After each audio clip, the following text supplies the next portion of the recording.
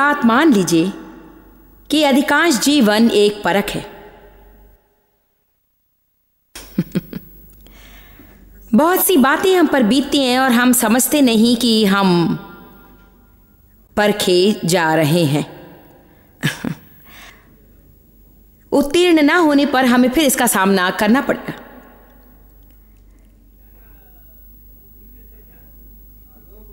सब लोग कहिए परख, कहिए परीक्षा। अब देखिए, प्रभु परख भेजता है और इससे हमारे विश्वास की परीक्षा लेता है। इससे विश्वास में बढ़ने में प्रभु हमारी मदद करता है, क्योंकि विश्वास में बढ़ने का एकमात्र उपाय है कि आप ऐसी स्थिति में डाले जाए जहां आपको विश्वास का प्रयोग करना पड़ेगा। बात समझ में आई?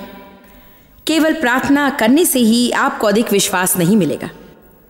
छोटा विश्वास होता है और बड़ा विश्वास, मगर जब आपको प्रयोग करना पड़े तो विश्वास बढ़ता है।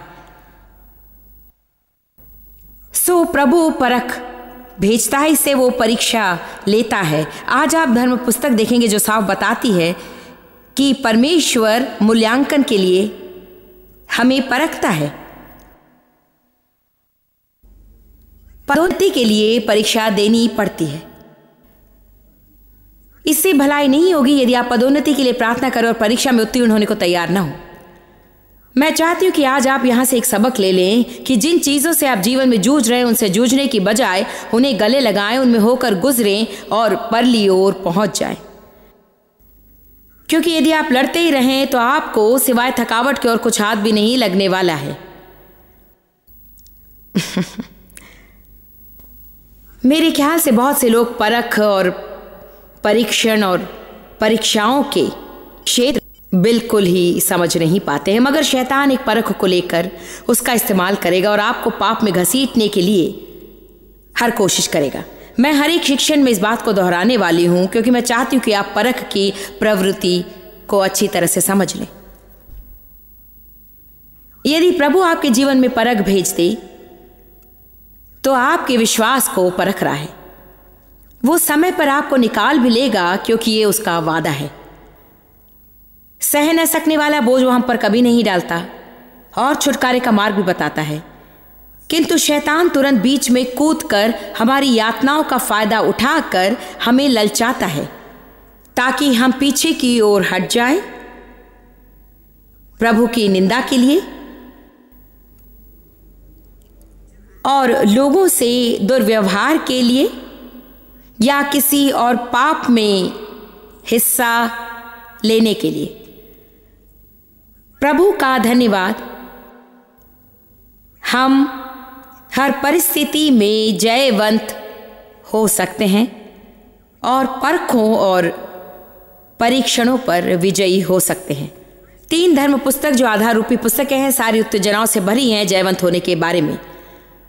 रोमियो 8:37, परंतु इन सब बातों में हम उसके द्वारा जिसने हमसे प्रेम किया है जयवंत से भी बढ़कर हैं। आपको इन संदर्भों को सीख लेना चाहिए और जैसे जैसे परख सामने आए इन धर्म पुस्तकों को निकाल लीजिए और ऊंची आवाज में पढ़िए।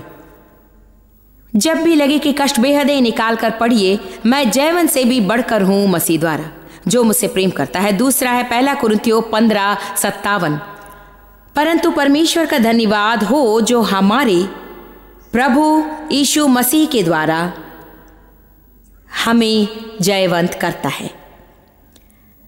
परमेश्वर का धन्यवाद हो जो हमें जय देता है, हमें विजेता बनाता है।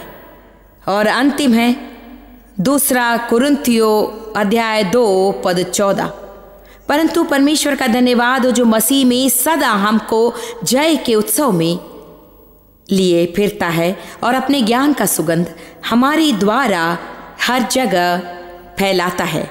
देखिए, इसे आपको अच्छी तरह से समझ लेना पड़ेगा। पहली बात है कि प्रभु चाहता है कि आपको किसी और का गवाह बनाए, किंतु लोग आपकी ओर विशेष ध्यान नहीं देते यदि चीजें आप पर बीती ना हो। क्योंकि पहली बात, शत्रु उनसे कहता है, तुम कैसे जानते हो तुम कैसे जानते हो मुझ पर क्या बीत रही है। इसलिए बाइबल कहती है कि जरा हम लोग पीछे जाएं। 2 कुरिन्थियों 2:4 बाइबल कहती है कि हमें जयवंत करने के बाद हमारे द्वारा वो परमेश्वर के ज्ञान की सुगंध हर जगह फैलाता है। लोग मेरी बात सुनते क्योंकि उन्हें पूरा विश्वास है कि अपना विषय जानती हूँ, क्योंकि मैं उन्हें बता सकती हूँ कि मुझ पर क्या बीती है। इसका ये अर्थ नहीं कि आपको संसार की कठिन से कठिन परिस्थिति से गुजरना पड़ेगा ताकि उस क्षेत्र में आप किसी की मदद कर सके, मगर हमें उनकी ज़रूरत नहीं जो केवल हवा उगलते हैं और नहीं जानते कि क्या बोल रहे हैं। आमीन। ठीक है, ये बात ऐसी है कि जब कोई स्त्री बच्चे को जन्म दे रही है और डॉक्टर खड़ा होकर बोल रहा है धकेलो और जोर से धकेलो, उससे कोई धारणा ही नहीं है और ना ही कोई संकेत है। जरा सोचिए, क्या कहा? धकेलो। जी में करता है कि एक तमाचा जड़ दो, क्योंकि उस समय बस आपको लगता है कि हर चीज अपने ही आप बाहर चली आ रही है।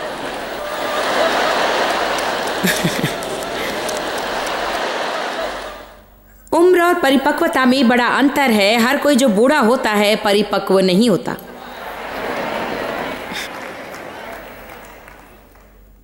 आज यहां पर एक 20 साल का लड़का हो सकता है जो आत्मिक रूप से 60 साल के बुजुर्ग से अधिक परिपक्व है। स्वाभाविकता हम बूढ़े हो जाते हैं, किंतु प्रभु की व्यवस्था में वो चाहता है कि हम परिपक्व हों। आज के मेरे संदेश का शीर्षक ये बढ़ने का समय है।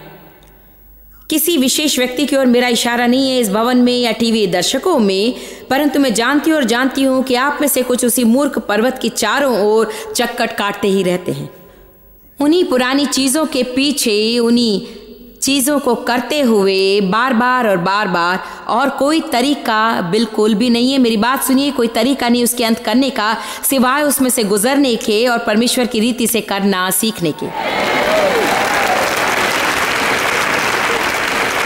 तो आज मैं आपसे कह रही हूं कि जो पौलुस ने अपने लोगों से कहा था, मेरी विनती है तुमसे मसीह के नाम में, मसीह को अपने भीतर संपूर्ण रूप से ढालकर उसे साकार करो। प्रभु की रीति से करो, क्योंकि कोई और रीति है ही नहीं। 1 कुरिन्थियों 13:11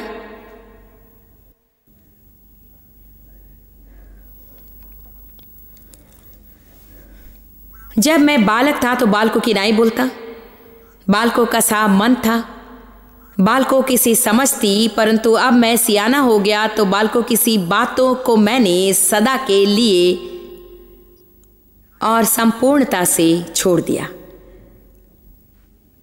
सब कहिए, बालकों की सी बातों का अब समय नहीं रहा। देखिए, जब बच्चों की नहीं चलती तो वे कूं कूं करने लगते हैं।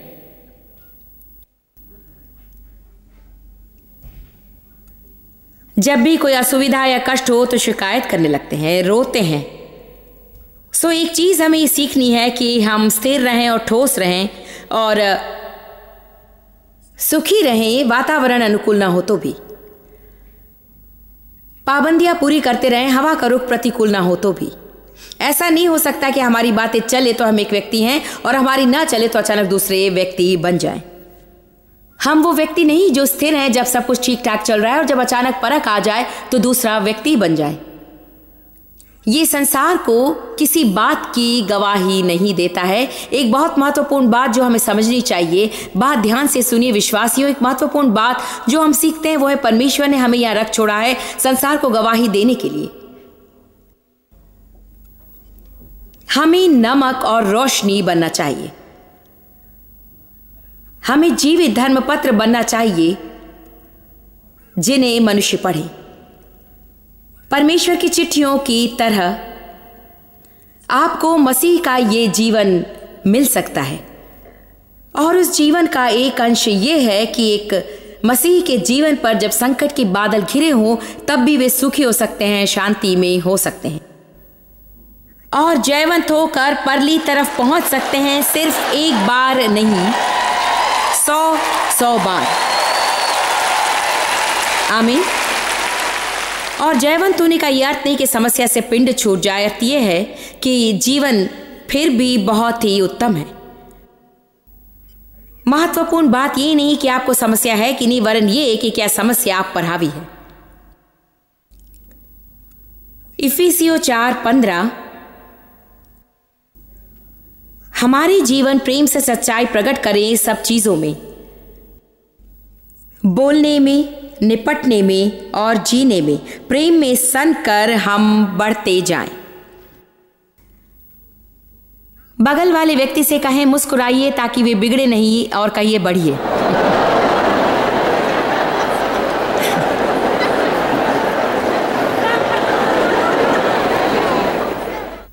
देखिए, उन्होंने ये तो नहीं कहा कि आप खुद बढ़िए, तो तय है कि उन्हें बढ़ने की जरूरत है।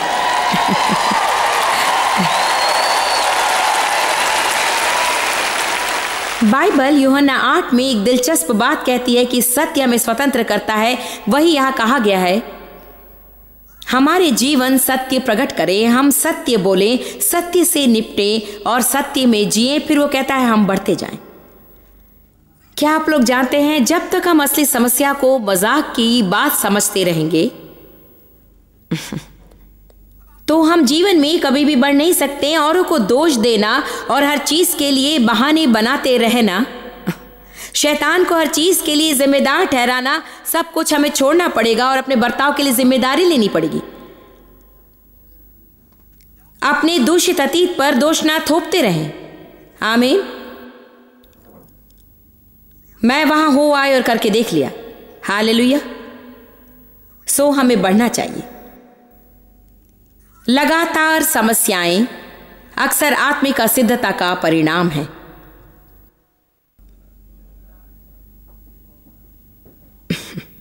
मैंने सोचा भी नहीं जब मैंने ये बात कही कि बहुत से लोग पसंद करेंगे।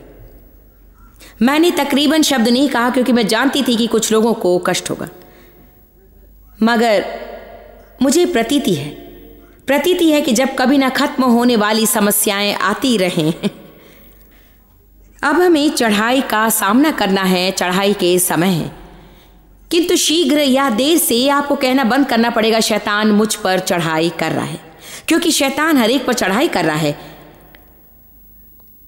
आपको अधिक चिंता होनी चाहिए यदि वो आपको अछूता छोड़ दे, क्योंकि यदि शैतान आप पर चढ़ाई नहीं कर रहा है तो शायद आप उसे कष्ट नहीं दे रहे हैं, और ये चिंता की बात है।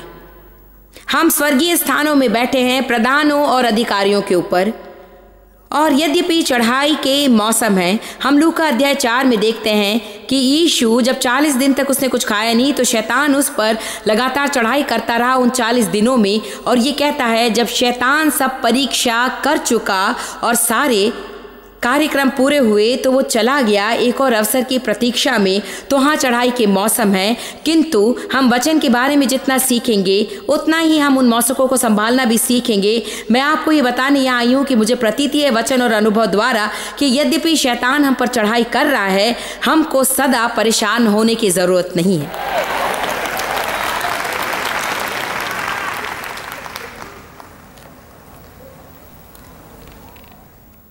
यदि विश्वासी बढ़ते जाएं तो उनकी जय होगी, पराजय नहीं। किस प्रकार की समस्याएं आत्मिक असिद्धता से आती हैं, कुछों के बारे में बातें करते हैं। सूची बहुत लंबी है लेकिन कुछों के बारे में बातें करेंगे। देखिए, सबसे पहले आत्मिक असिद्धता से रिश्तों की सब तरह की समस्याएं आती हैं। जो आत्मिक रूप से असिद्ध हैं, दूसरों के साथ बिल्कुल निभा नहीं सकते। सर्वप्रथम स्वार्थीपन आत्मिक असिद्धता का एक चिन्ह है। जानते हैं, स्वार्थियों के रिश्ते बहुत अच्छे नहीं होते, क्योंकि शीघ्र या देर से हर कोई ऊब जाता है उनकी तू और मैं में से, और उनके मेरे बारे में से। आमीन।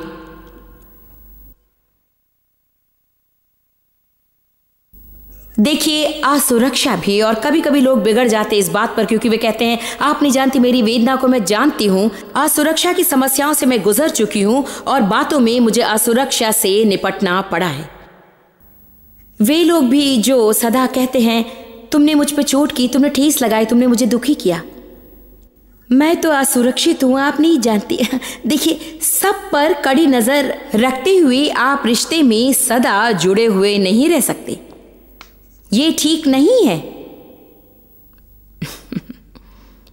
आप लोग मेरी ओर मुस्कुरा नहीं रहे हैं।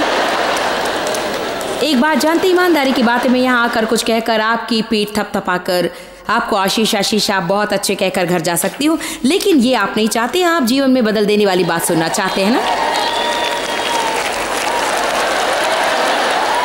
मैं आपको बता रही हूँ, जब तक मैं उस स्थिति में थी जहाँ पर देव जब भी फुटबॉल देखते मुझे ठेस लगती, जब भी वे गोल्फ खेलते मैं क्षुब्ध होती, और जब मुझे जन्मदिन पर उपहार न देते मैं बिगड़ जाती।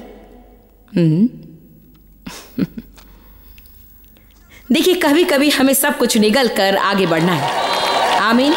देखिए, कभी कभी कहना पड़ता है कि मेरे पास इतना ही है और मैं खुद कोई परी नहीं हूं और कोई भी जीवन में निष्पन्न नहीं। आपकी किसी ऐसे से शादी नहीं होने वाली जो आपकी हर इच्छा इशारे पे पूरी करेगा। जानते हैं, देव तेजस्वी व्यक्ति हैं, कोई बड़े उपहार खरीदने वाले नहीं है। वे भाग कर मेरे लिए भेंट नहीं खरीदते हैं। मेरे ख्याल से 38 सालों में मुझे फूल मिले हैं सिर्फ 2 बार।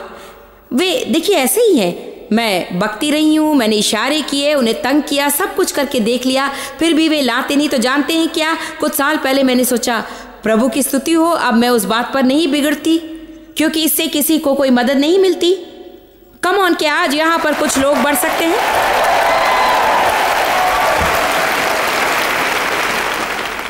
परंतु देखिए, ढेर सारी तेजस्वी चीजें वे अवश्य करते हैं।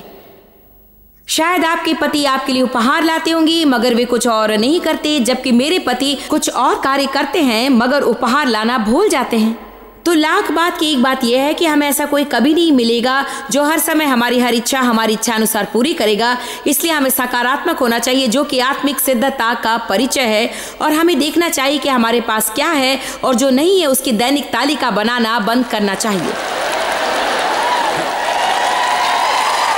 आमीन। देव मेरे 55वें जन्मदिन पर 55 गुलाब लाए और उन्होंने कहा कि इन्हें बहुत दिनों तक रहना चाहिए।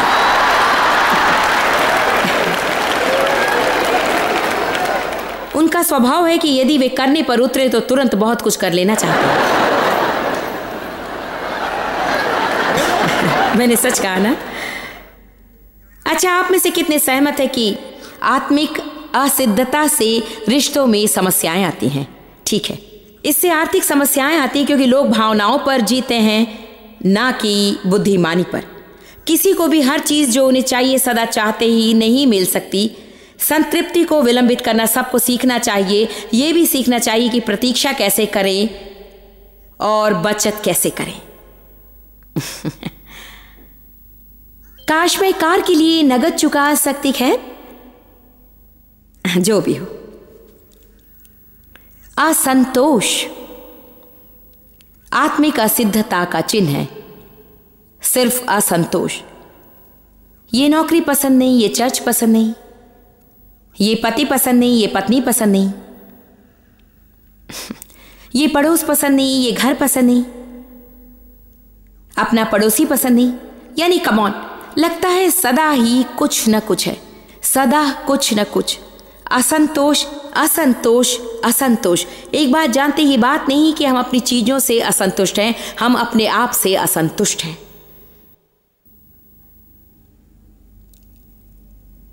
आपका स्वागत है, प्रभु की स्तुति हो।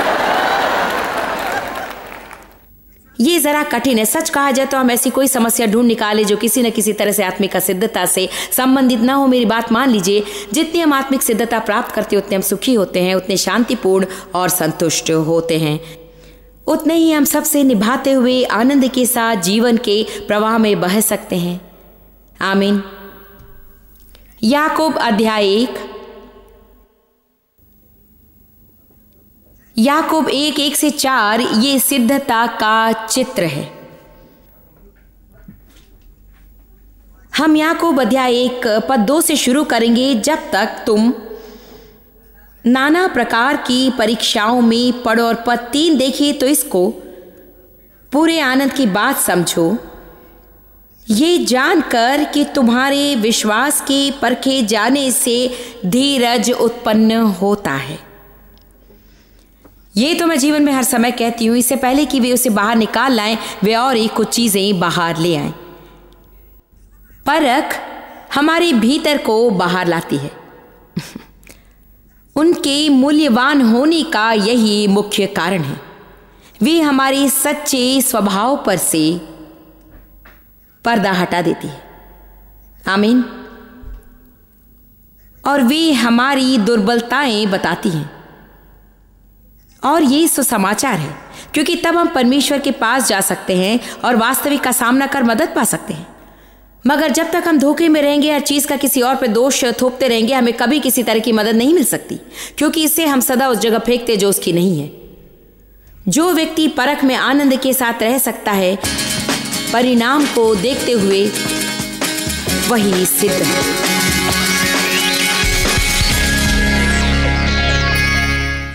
यीशु न केवल हमारा रक्षक है, वरन चंगाई भी करता है। मुझे प्रतीति है कि हमारे पापों के साथ साथ उसने हमारी बीमारी और रोग भी ले लिए।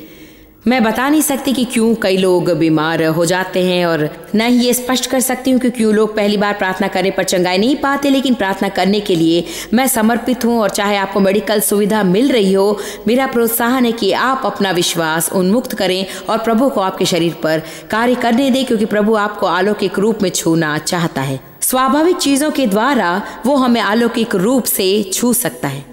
आप में से कईयों की समस्या है जिसका कोई स्वाभाविक इलाज नहीं है, और आज आपको प्रभु का स्पर्श चाहिए। चाहे आपको सर दर्द हो, या आपके पाँव के तलुओं में दर्द हो, या आपको कैंसर की बीमारी हो, मैं आज अपना विश्वास उन्मुक्त करके आपकी चंगाई के लिए प्रार्थना अवश्य करूंगी।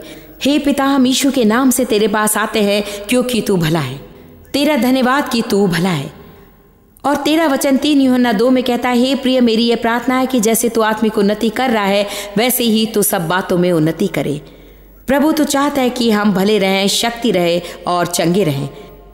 हम शैतान को धिक्कारते हैं जो हमें बुरा महसूस कराता है और रोगी बनाता है। और प्रभु, अपने शरीर का ध्यान न रखने के लिए हमें क्षमा कर, पर्याप्त आराम न करने के लिए और सही पोषण न देने के कारण प्रभु हमें क्षमा कर। प्रभु, हमारे शरीर के साथ अन्याय करने के लिए हमें पछतावा है। हम चाहते हैं कि तू हमें बचा, हमें चंगा कर। हे पिता, मैं हर उस व्यक्ति के लिए प्रार्थना करती हूँ जिनके शरीर में दर्द है, चाहे वो सर दर्द हो या पीठ दर्द हो या जोड़ों का दर्द हो। मैं उनके लिए प्रार्थना करती हूँ जिनके पेट में दर्द हो, अपाचन या हर तरह के पेट में खराबी है, अल्सर्स या जो भी हो, या उनके लिए जिन्हें किसी तरह का रोग हो, वे यीशु के नाम से इसी वक्त चंगे हो जाएं। लोगों की जिंदगी छूने के लिए तेरा धन्यवाद, यीशु के नाम में तेरा धन्यवाद। चूंकि मैंने आपके लिए प्रार्थना की, मैं आपको अपनी गवाही पर ध्यान देने के लिए प्रोत्साहित करती हूँ। आप कहिए कि प्रभु की चंगाई सामर्थ मुझ में काम कर रही है इसी वक्त, और मैं हर दिन बेहतर और बेहतर और बेहतर होता जा रहा हूँ। अपने शरीर को सम्मान दे, उसका ख्याल रखें, क्योंकि वो प्रभु का निवास स्थान है। प्रभु आशीष दे।